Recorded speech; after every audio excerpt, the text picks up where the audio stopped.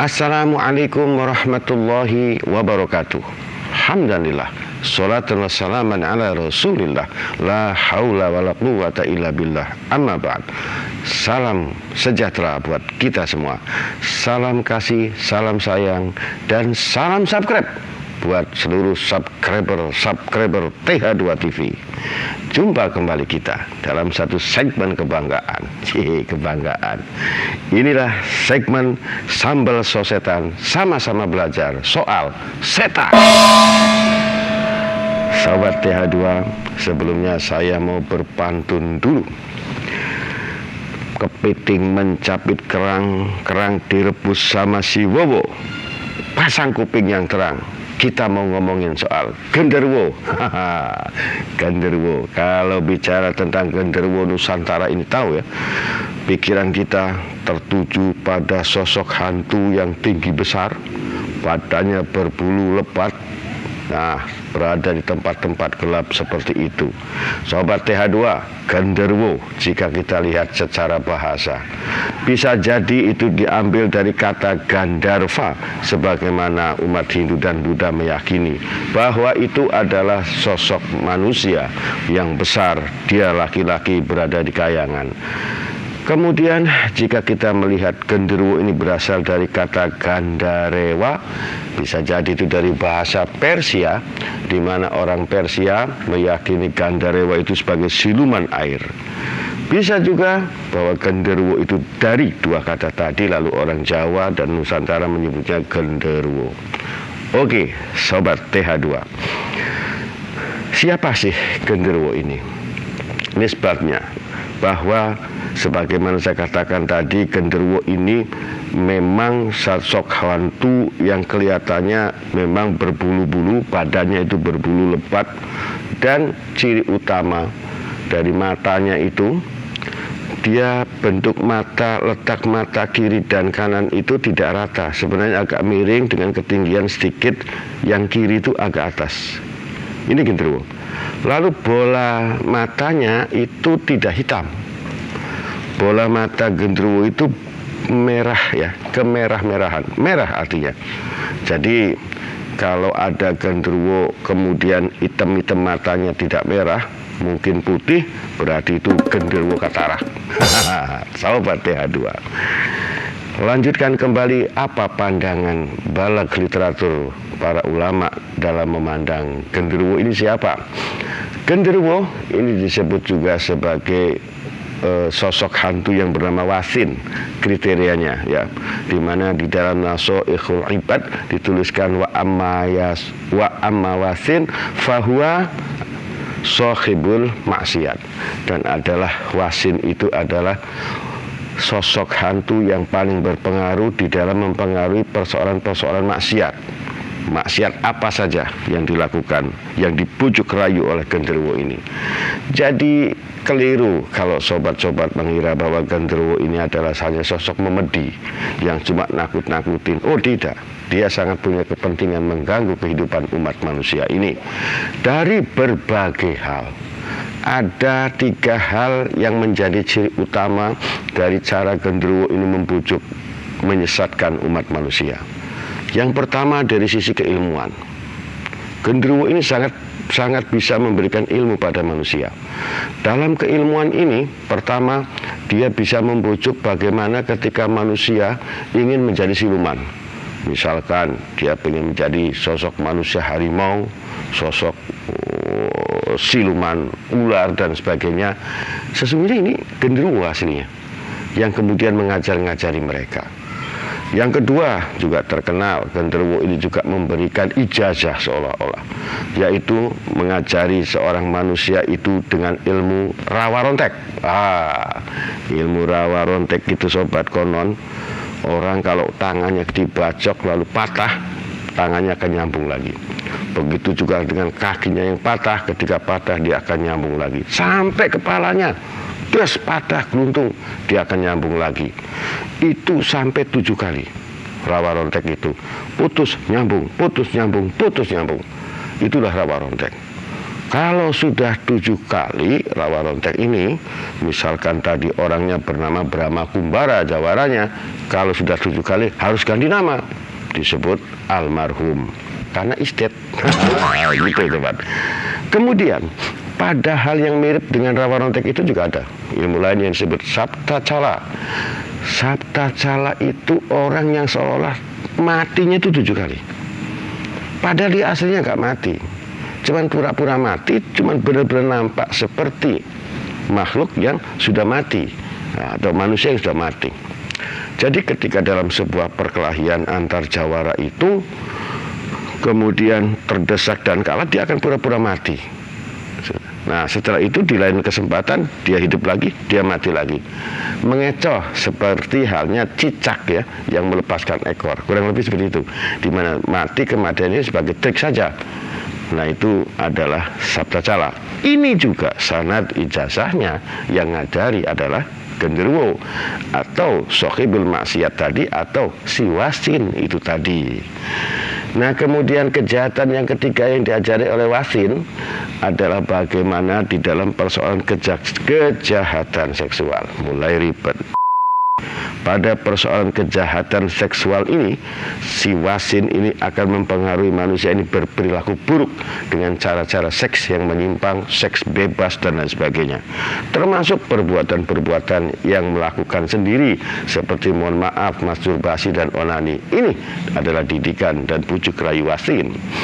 Sobat TH2, kita bongkar lebih lanjut tentang genderuwo ini. Jangan pernah membayangkan genderuwo itu sebagai sosok memedi saja, sehingga seakan-akan bahwa genderuwo itu berada di hutan-hutan di mana tumbuh pohon-pohon besar, disitulah genderuwo berada. Ada sebuah gua, lalu genderuwo itu ada di dalam gua dan lain sebagainya. Enggak mutlak seperti itu. Genderuwo itu bahkan bisa berada di tengah kota.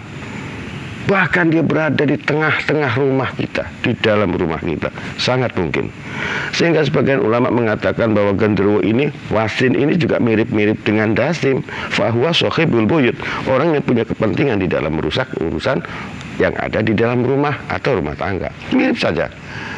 Demikian dalam mengumbar birahi, ada dalam kejahatan-kejahatan seksual tadi, bahwa ada sebagian yang menyebutkan itu akwan. Nah kalau akwan ini lebih dekat dengan kekuasaan, kejahatan-kejahatan pada kekuasaan. Makanya al-akwan itu disebut dengan sohibus sultan. Artinya kejahatan, ya artinya setan yang mengganggu bagaimana pikiran-pikiran para penguasa dengan tahta, harta, dan wanita. Nah kayak gitu. Wanita juga kan ujungnya. Artinya ada hasrat-hasrat biologi, kejahatan biologi. Secara spesifik ini dilakukan oleh wasin. Dari perilakunya, banyak ahli-ahli supranatural itu melihat bahwa genderuwo itu memang berkarakter seperti itu. Dimana kalau soal penampilan itu dia gagah dan sebagainya, itu hanya pesona-pesona saja. Nah, hal yang lebih spesifik lagi, di samping bulunya itu memang berbulu lebat dengan mata yang agak miring ke kiri, agak tinggi, segala macam. Baunya luar biasa, busuk baunya, Masya Allah. Andai kata mohon maaf batuk sedikit ya, andai kata malam-malam kita pernah melewat pada mulai ribet melintasi sebuah kampung, tiba-tiba kita mencium bau singkong bakar. Nah sesekali ada kan, kok lewat itu bau singkong bakar, itu baunya genderuwo katanya. Enggak mutlak. Ada pohon tertentu ya yang dia tidak berbunga, kalau malam hari dia mengeluarkan aroma seperti itu. Ini sama dengan mirip-mirip bunga sedap malam. Bunga sedap malam itu kalau malam dia harum wanginya. Kalau siang hari dia tidak mengeluarkan bau harum. Nah pohon tadi bisa mengeluarkan bau seperti singkong bakar, tetapi sesungguhnya bukan ada orang yang membakar singkong. Sobat TH2, bau genderuwo itu mirip seperti itu, tetapi lebih wangur kalau kata orang Jawa. Artinya singkong bakar tapi tercampur dengan bau busuk yang luar biasa. Nah itu adalah bau keringatnya genderuwo. Nah, ini Sobat TH2, yang kedua, bahwa genderuwo ini kerap kali melakukan pemalsuan-pemalsuan, menyerupai wujud diri menjadi laki-laki ketika menggoda wanita, dan sebaliknya menjadi wanita ketika dia menggoda seorang pria dalam perilaku seksual yang menyimpang tadi. Banyak kasus terjadi di masyarakat, ada seorang istri yang pada suaminya keluar kota malam itu, kemudian merasa suaminya pulang. Dalam satu kondisi dia kemudian melakukan hubungan badan, padahal itu bukan suaminya, tetapi si genderuwo yang memalsukan suaminya tadi. Jadi sejauh terjadinya kontak badan antara genderuwo dengan bangsa manusia itu dalam bentuk penyerupaan, dalam bentuk penjelemaan wujud dirinya menjadi manusia, bukan dalam kodratinya. Ini sekaligus saya ingin menjawab tentang pengakuan seorang peramal wanita ya, yang belakangan pernah bicara. Dia bilang merasa punya suami sosok siluman ular. Kemudian dia bilang biasa melakukan hubungan badan. Demikian juga ada seorang DJ perempuan yang mengaku berkali-kali melakukan hubungan badan dengan genderuwo. Hati-hati sampean Mbak, gak usah cerita yang aneh-aneh. Kalau pengakuan Anda itu secara kontradiktif dengan wujudnya seperti itu, tidak mungkin saja. Siapa yang bisa tahan dengan bau badan tubuh yang kayak gitu, dengan kondisi badan yang kayak gitu, lalu kemudian mau melakukan? Atau memang Anda sudah tidak waras dalam kodratinya? Mohon maaf ini. Tetapi kalau kemungkinannya si genderuwo tadi menyerupai wujud laki-laki yang dia dengan pintar akan menyerupai wujud seseorang yang disukai oleh kita, itu menjadi mungkin. Jadi mbok kalau bohong diatur sedikit lah, rada bagus sedikit ya. Mohon maaf. Sobat TH2 lanjutkan kembali. Inilah Sambal Sosetan, sama-sama belajar soal setan. Sobat TH2, genderuwo ini secara umum dikenali orang berada di tempat-tempat gelap. Dan jangan pernah mengira bahwa genderuwo hanya terkenal di Nusantara. Oh tidak. Genderuwo ini sejauh orang percaya tidak percaya, tetapi bahwa di Eropa orang Eropa percaya bahwa genderuwo ini ada. Sebut sajalah seperti di Irlandia, di Skotlandia, kemudian di negara-negara Britania Raya atau seputaran Inggris itu, mereka percaya pada genderuwo. Cuma namanya bukan genderuwo. Mereka menyebutnya The Bigfoot, si kaki besar. Wujud sosok The Bigfoot ini genderuwo. Di India dikenal Gandharva, di Persia dikenal dengan Gandarewa. Nah, tentang Gandarewa, bahkan bukan cuma di Persia, tetapi di pinggiran-pinggiran daerah Suriah ya, sampai pedalaman Afghanistan, banyak mantra-mantra yang menggunakan bahasa Suryani itu di dalam proses melakukan pengundangan pada Gandarewa. Bahwa kemudian mereka meyakini bahwa Gandarewa itu siluman air, mereka memang menemukannya di daerah-daerah berawa-rawa dan air barangkali. Tapi kalau di Indonesia itu kemudian dikenal tempat-tempat gelap, di pohon besar ya. Kemudian banyak juga orang bilang di dekat pohon-pohon kecapi. Pohon kecapi itu, kalau saya bilang kalau mau lihat genderuwo dengan di daerah-daerah yang ada pohon kecapi itu, sambil bilang kecapi diiketin, bikin kopi dikentelin. Itu sambil melihat genderuwo. Sobat TH2, lalu bagaimana sih cara mengundang genderuwo? Orang-orang perdukunan itu kalau mengundang genderuwo itu menggunakan daging gagak, ya, burung gagak disembelih, kemudian darahnya dibikin berceceran di seputaran gagak itu, lalu gagaknya sedikit dibakar, ditaruh itu sebagai sajen atau sarana untuk mengundang genderuwo. Ini dilakukan di Persia, begitu juga di pedalaman Suriah sana.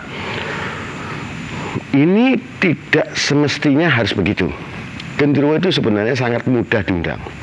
Contoh ya, bahwa di dalam persoalan-persoalan orang menuntut ilmu hitam yang di awal tadi saya katakan menggunakan sabta cara dan sebagainya, itu artinya genderuwo sangat memberikan jasa kepada manusia.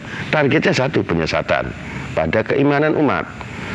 Hatta aslinya genderuwo tidak diundang pun dia sangat dekat dengan kita di dalam mempengaruhi perilaku kita ini. Jadi bahwa teori tentang melakukan pengundangan itu sah-sah saja. Ini yang fatalnya lagi, ada dukun yang bilang ini sarannya harus menggunakan burung gagak. Begitu dia mau mengundang burung gagak, mau mengundang genderuwo, salah, mengundang genderuwo, burung gagaknya nggak ada, diganti pakai ayam sayur, minta anggarannya burung gagak. Ini kan cercek aja percaya tuh ketawa. Itu kan perilaku dukun-dukun gombal. Sobat TH2, bagaimana sih cara mengantisipasi supaya genderuwo itu tidak membahayakan kita dan keluarga kita? Bacakanlah zikrullah, bacakanlah sholawat Nabi. Ada kemarin yang komentar, wah katanya Mbok sekali-kali doanya disampaikan. Saya ini sebenarnya bukan ulama, kiai juga nggak nyampe, ustadz nggak kesampaian ya.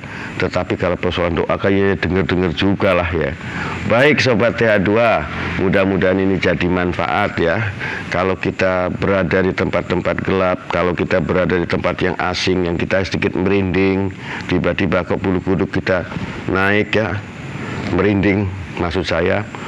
Terlebih lagi ketika berada di ruangan, di mesin ATM, lihat saldonya habis, yang merinding juga. Oke Sobat TH2, pada tempat-tempat yang seperti itu kemudian tiba-tiba kita ragu, ini ada setan apa enggak, ya sudah saja berdoakan. Bacalah doa Bismillahirrahmanirrahim, Allahumma janibni minal ifritir rajim. Sekali lagi, Allahumma janibni minal ifritir rajim. Karena genderuwo ini juga dari anak buahnya Ifrit yang dirajam tadi. Semoga dengan doa itu kita akan terhindar dari gangguan-gangguan makhluk astral yang sangat berbahaya, apapun saja, entah itu genderuwo, entah itu kuntilanak, atau apa saja. Nah Sobat TH2, itulah beberapa keterangan yang menyangkut genderuwo ini. Kalau ada pertanyaan-pertanyaan silakan ditulis di komen. Boleh langsung ditulis pada email kami yang ada di dalam deskripsi. Dukung terus channel kami ini sehingga kami bisa terus mengeksplorasi dan mengedukasi persoalan supranatural. Jangan lupa subscribe ya, supaya kami terus berkembang. Like, komen, di-share ke teman-teman Anda semua. Semoga Anda semua senantiasa dijauhkan dari genderuwo, senantiasa dapat rezeki yang banyak ya, biar beli paket untuk nonton TH2-nya rajin. Oke Sobat TH2, sampai jumpa pada persembahan sambal-sambal berikutnya. Hati-hati.